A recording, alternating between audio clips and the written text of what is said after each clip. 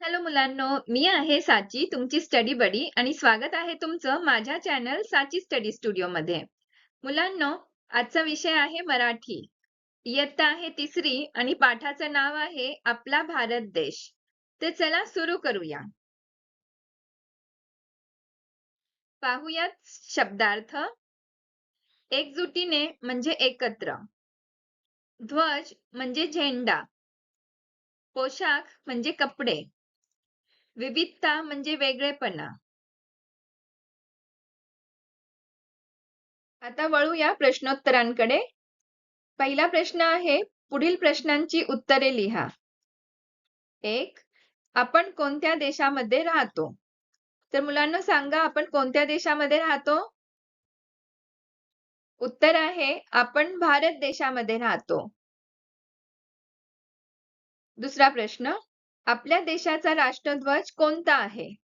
मुलांनो, ह्याचं उत्तर तर तुम्हाला माहित आहे. सांगा पटकन. उत्तर आहे, आपल्या देशाचा राष्ट्रध्वज तिरंगा आहे. तिसरा प्रश्न, आपले राष्ट्रगीत कोणते आहे? मुलांनो, आपण रोजच आपले राष्ट्रगीत म्हणतो की नाही? सांगा. उत्तर आहे, आपले राष्ट्रगीत जन गण मन आहे. पुढचा प्रश्न आहे, कंसातील योग्य शब्द निवडून रिकाम्या जागी भरा. 1. टिंब हा दिवस आपल्या देशाचा स्वातंत्र्य दिवस म्हणून साजरा केला जातो. आणि शब्द दिलेले आहेत 5 सप्टेंबर किंवा 15 ऑगस्ट. तर मुलांनो सांगा, आपला स्वातंत्र्य दिवस आपण कधी साजरा करतो? उत्तर आहे 15 ऑगस्ट. 15 ऑगस्ट हा दिवस आपल्या देशाचा स्वातंत्र्य दिवस म्हणून साजरा केला जातो. दुसरा प्रश्न, टिंब मध्ये आपला देश अव्वल आहे. आणि शब्द दिलेले आहेत शेती किंवा खेळ. तर मुलांनो सांगा, कशामध्ये आपला देश अव्वल आहे? उत्तर आहे शेती. शेतीमध्ये आपला देश अव्वल आहे.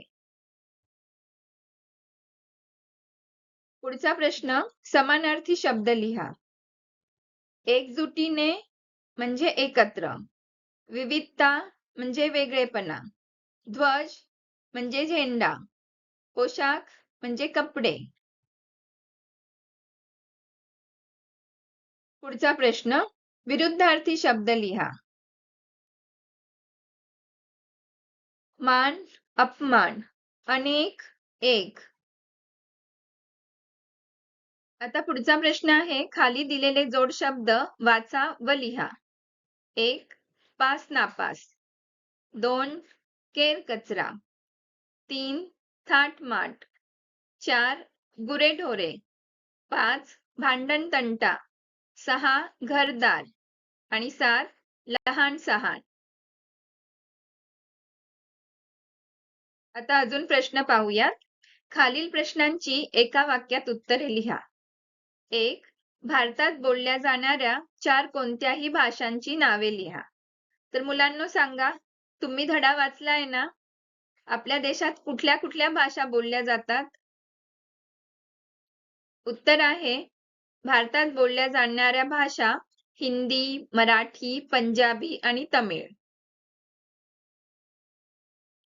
दुसरा प्रश्न, भारताची राजधानी कोणती? मुलांनो सांगा, आपल्या देशाची राजधानी कोणती आहे? उत्तर आहे, भारताची राजधानी दिल्ली आहे. पुढचा प्रश्न, भारताचा राष्ट्रीय प्राणी कोणता आहे? सांगा मुलांनो, आपला राष्ट्रीय प्राणी कोणता आहे? उत्तर आहे, भारताचा राष्ट्रीय प्राणी वाघ आहे.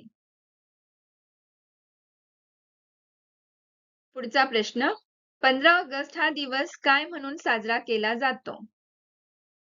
मुलांना आत्ताच आपण वाचलं होतं. आठवा बरं आणि उत्तर सांगा. उत्तर आहे, 15 ऑगस्ट हा दिवस भारताचा स्वातंत्र्य दिन म्हणून साजरा केला जातो.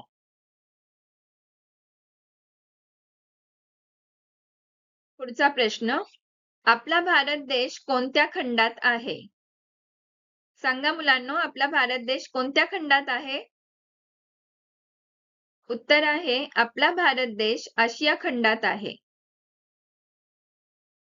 पुढचा प्रश्न, भारताचे राष्ट्रीय फूल कोणते आहे? मुलांनो, ह्याचं उत्तर तर तुम्हाला नक्कीच ठाऊक असेल. सांगा. उत्तर आहे भारताचे राष्ट्रीय फूल कमळ आहे.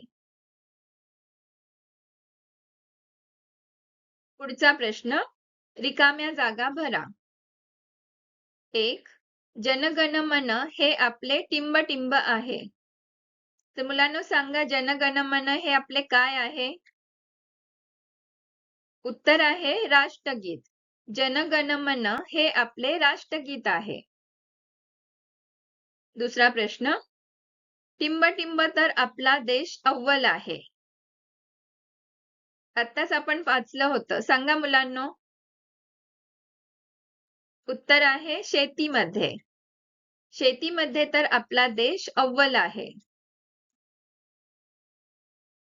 पुढचा प्रश्न, आपण टिंबटिंब देशात राहतो. सांगा मुलांनो, आपण कुठल्या देशात राहतो?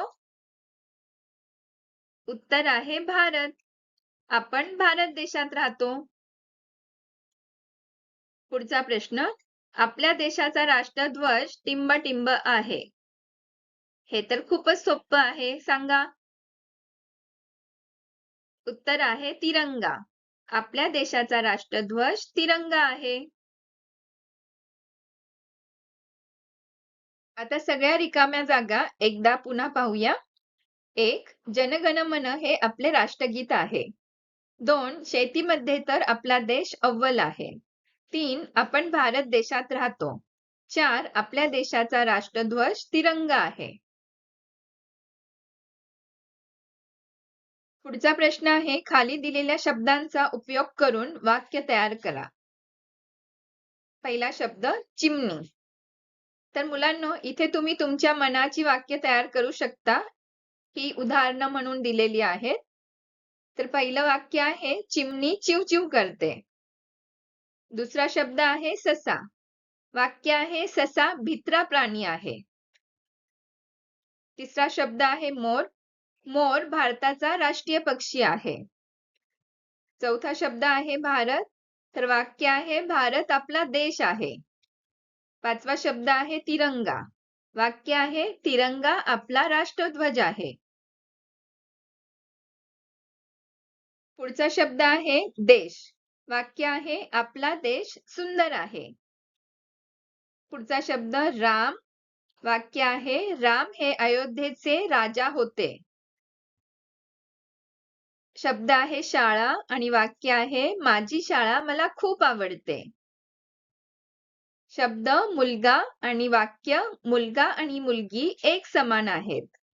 आणि शेवटचा शब्द आहे खेळ आणि वाक्य आहे, हॉकी आपला राष्ट्रीय खेळ आहे. तर मुलांनो, अशा प्रकारे आपण हा पाठ संपवलेला आहे. पुन्हा भेटूया नेक्स्ट व्हिडिओमध्ये. तोपर्यंत thank you for watching. Keep watching and keep studying. Please like, share and subscribe. Bye bye.